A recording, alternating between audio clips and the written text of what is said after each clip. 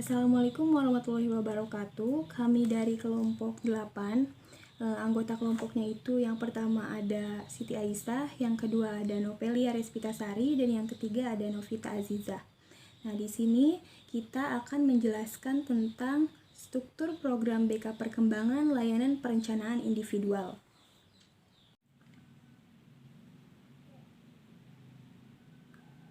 Nah, selanjutnya di sini saya akan membahas tentang pengertian layanan bimbingan konseling perkembangan.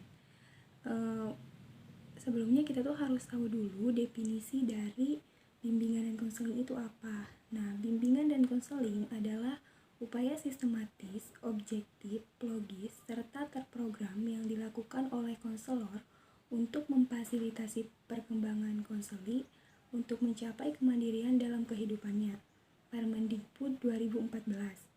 Jadi dapat ditarik kesimpulan bahwa definisi dari bimbingan dan konseling sendiri itu adalah upaya yang sistematis dan terprogram yang dilakukan oleh seorang konselor untuk memfasilitasi konseli agar mencapai kemandirian dalam kehidupannya.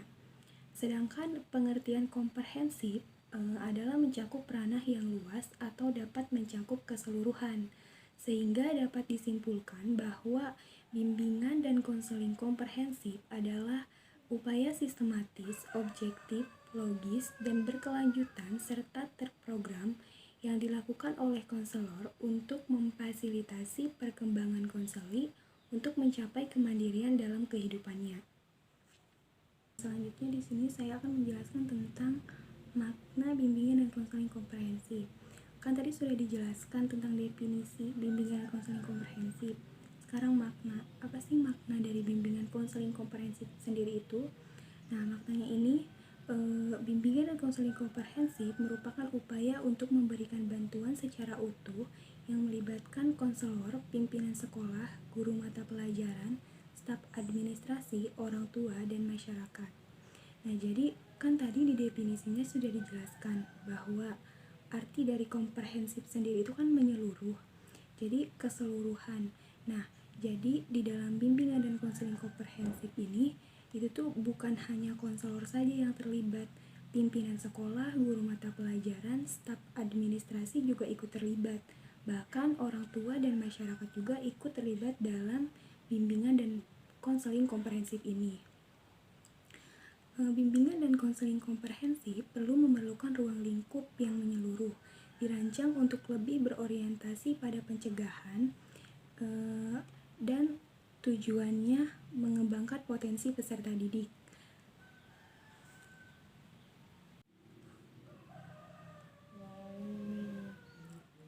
Nah, selanjutnya itu tujuan bimbingan dan konseling komprehensif. Di sini tujuannya itu ada beberapa aspek. Yang pertama itu merencanakan kegiatan penyelesaian studi, perkembangan karir, serta kehidupan di masa yang akan datang. Nah, jadi kita ambil atau kita garis bawahi satu kata itu ada merencanakan kegiatan penyelesaian studi. Nah, dengan adanya bimbingan dan konseling komprehensif ini, di mana di sini tuh bisa membantu peserta didik untuk merencanakan kegiatan penyelesaian studinya atau juga perkembangan karir serta kehidupan di masa yang akan datang. Selanjutnya itu ada menyesuaikan diri dengan lingkungan pendidikan, lingkungan masyarakat, serta lingkungan kerjanya.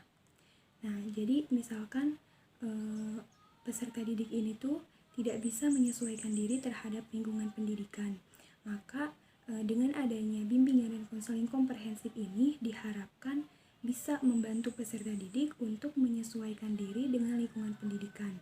Nah, selain lingkungan pendidikan juga bisa membantu menyesuaikan dengan lingkungan masyarakat serta lingkungan kerjanya. Selanjutnya yaitu mengembangkan seluruh potensi kekuatan yang dimilikinya secara optimal. Nah, jadi misalkan peserta didik ini tuh punya potensi yang bisa dikembangkan gitu. Jadi adanya bimbingan dan konseling komprehensif ini bisa membantu untuk mengembangkan potensi yang dimiliki oleh peserta didik seoptimal mungkin. Nah, yang keempat itu ada mengatasi hambatan dan kesulitan yang dihadapi dalam studi. Misalkan peserta didik ini dalam proses pembelajaran mengalami hambatan atau kesulitan. Nah, maka dibantu dengan adanya bimbingan dan konseling komprehensif untuk mengatasi hambatan dan kesulitan yang dialaminya. Dan juga ada penyesuaian dengan lingkungan pendidikan, masyarakat, maupun lingkungan kerja. Selanjutnya akan dijelaskan oleh teman saya. Selanjutnya ada fungsi bimbingan konseling komprehensif, terbagi menjadi 7 fungsi. Yang pertama ada pemahaman, yang kedua ada preventif, yang ketiga ada pengembangan, yang keempat ada perbaikan atau penyembuhan, yang kelima ada penyaluran, yang keenam ada adaptasi, dan yang terakhir ada penyesuaian. Di sini saya akan menjelaskan tentang yang pertama, yaitu pemahaman. Pemahaman yaitu membantu siswa agar memiliki pemahaman potensinya dalam lingkungannya. Yang kedua ada preventif, yaitu upaya konselor untuk mengantisipasi dan mencegah masalah agar tidak terjadi kepada konseli. Di sini kita sebagai konselor membantu atau mencari cara agar permasalahan itu tidak terjadi kepada konseli. Selanjutnya ada pengembangan. Pengembangan yaitu konselor senantiasa berupaya untuk menciptakan lingkungan belajar yang kondusif yang memfasilitasi perkembangan siswa.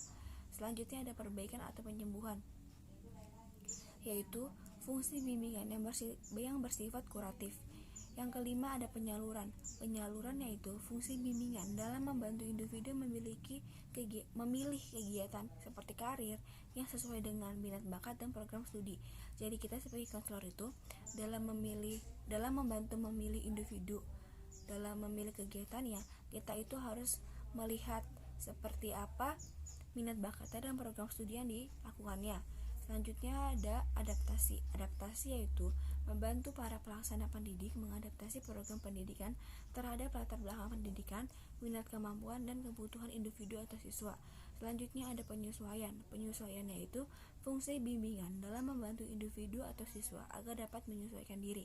Misalnya, ada siswa yang baru datang atau baru saja memasuki lingkungan yang baru. Kita sebagai konselor membantu individu itu agar terbiasa atau agar dapat menyesuaikan diri dalam lingkungan yang barunya. Selanjutnya ada strategi pengembangan pribadi sosial layanan dasar. Di sini saya akan menjelaskan tentang pelayanan dasar. Pelayanan dasar diartikan sebagai proses pemberian bantuan kepada seluruh konseli melalui kegiatan seperti penyampaian pengalaman terstruktur secara klasikal atau kelompok yang disajikan secara sistematis dalam rangka mengembangkan perilaku jangka panjang sesuai dengan tahap dan tugas-tugas perkembangan. Selanjutnya, terdapat 5 cara mencapai tujuan strategi pengembangan pribadi sosial dengan memberikan layanan.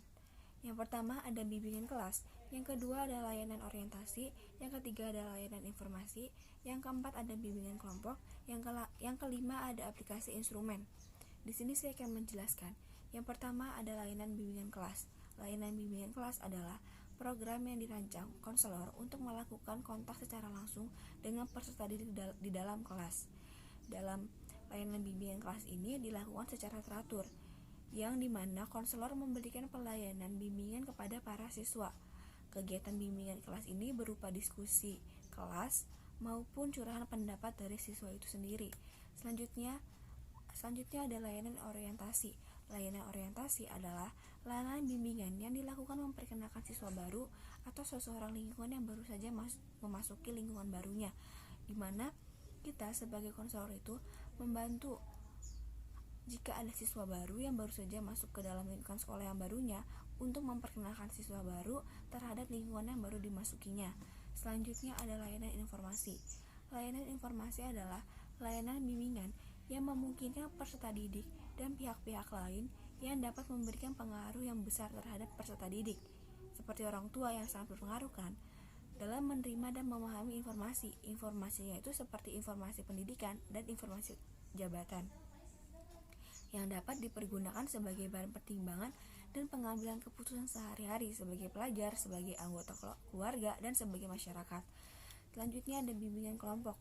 Bimbingan kelompok adalah layanan bimbingan yang diberikan kepada suatu kelompok untuk memecahkan suatu masalah secara bersama-sama yang menghambat perkembangan siswa.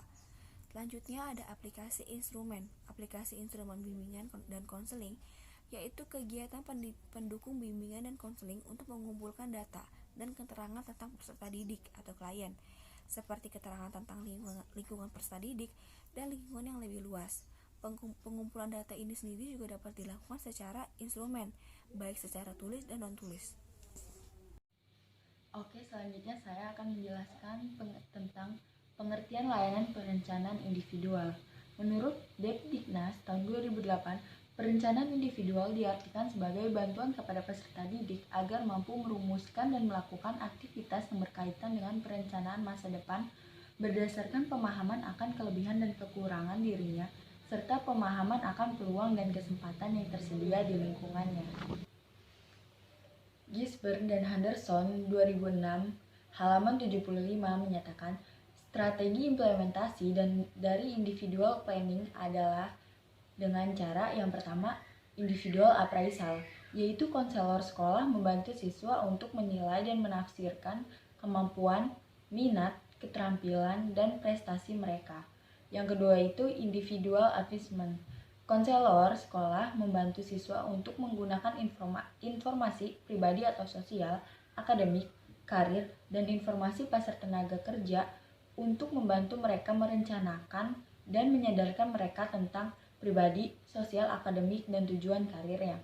Yang ketiga ada transition planning, yaitu konselor sekolah dan tenaga pendidik lainnya membantu siswa transisi dari sekolah ke kerja atau untuk pelajaran tambahan dan pelatihan. Yang keempat itu ada follow up, yaitu konselor sekolah dan tenaga pendidikan lainnya memberikan bantuan tindak lanjut kepada siswa untuk mengumpulkan data untuk evaluasi dan perbaikan program. Baik, selanjutnya ada tujuan layanan perencanaan individual. Tujuan yang pertama itu dapat memiliki pemahaman tentang diri dan lingkungannya. Yang kedua, mampu merumuskan tujuan, perencanaan, atau pengelolaan terhadap pengembangan dirinya, baik menyangkut aspek pribadi, sosial, belajar maupun karir. Yang ketiga, dapat melakukan kegiatan berdasarkan pemahaman, tujuan, dan fungsi yang telah dirumuskannya. Melalui pelayanan perencanaan individual, konseli diharapkan dapat yang pertama, mempersiapkan diri untuk mengikuti pendidikan lanjutan, merencanakan karir, mengembangkan kemampuan sosial pribadi yang didasarkan atas pengetahuan akan dirinya, informasi tentang sekolah, dunia kerja, dan masyarakatnya. Yang kedua, menganalisis kekuatan dan kelemahan dirinya dalam rangka pencapaian tujuan. Yang ketiga, mengukur tingkat pencapaian tujuan dirinya. Yang keempat, mengambil keputusan yang merefleksikan perencanaan dirinya. Sekian, terima kasih.